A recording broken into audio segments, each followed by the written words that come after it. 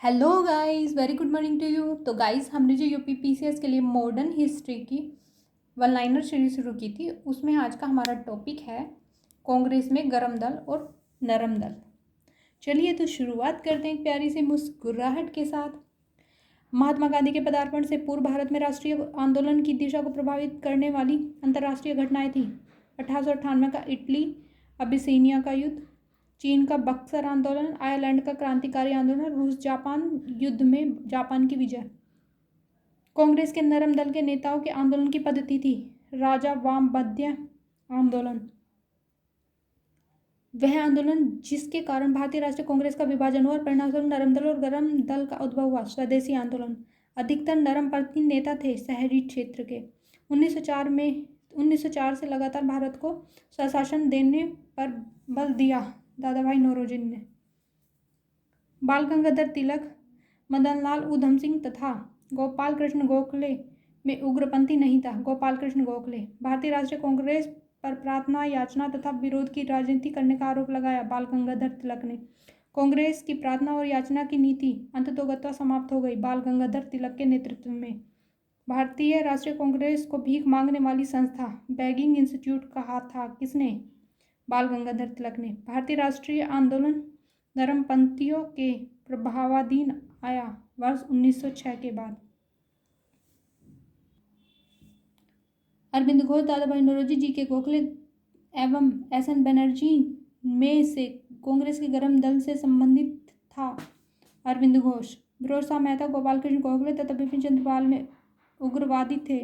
बिपिन चंद्र पाल। राष्ट्रीय आंदोलन में बाल गंगाधर तिलक, दादा भाई नौरोजी, एम जी रानडे तथा गोपाल कृष्ण गोखले में से नरम दलीय के तौर पर नहीं जाना जाता था किसको?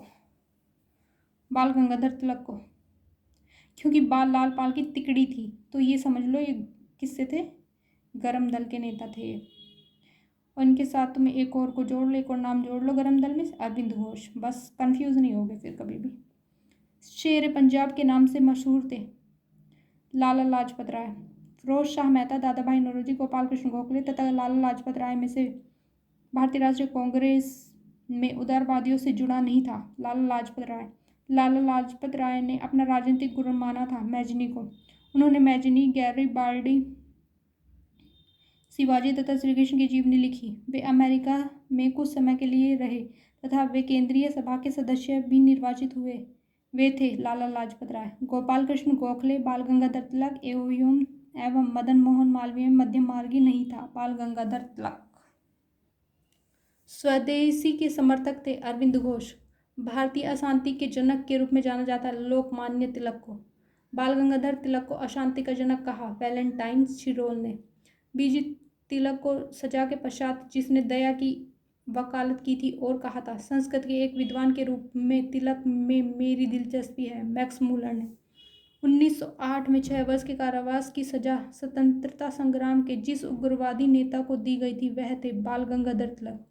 भारत के स्वतंत्रता आंदोलन के प्रारंभिक दौर में उग्रवादी विचारधारा को निरूपित करता है संवैधानिक साधनों एवं याचिकाओं के स्थान पर आक्रामक साधनों से स्वशासन प्राप्त करना।